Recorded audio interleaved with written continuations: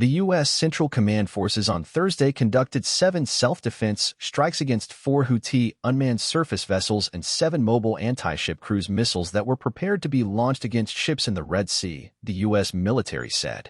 Why it is important?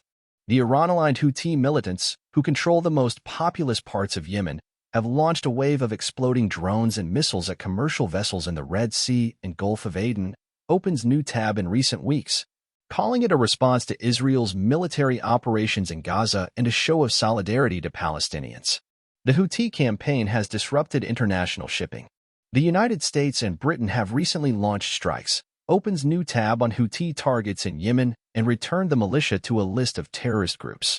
Key quote: CENTCOM identified these missiles and USVs, unmanned surface vessels, in Houthi-controlled areas of Yemen and determined they presented an imminent threat to U.S. Navy ships and merchant vessels in the region. The U.S. Central Command said in a statement on X, formerly called Twitter.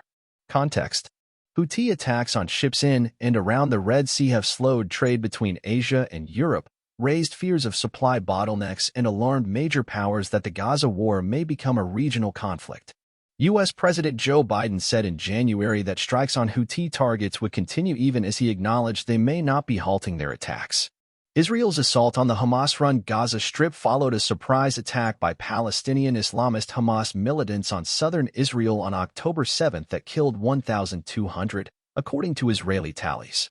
The Gaza Health Ministry says over 27,000 people have been killed in the densely populated enclave since.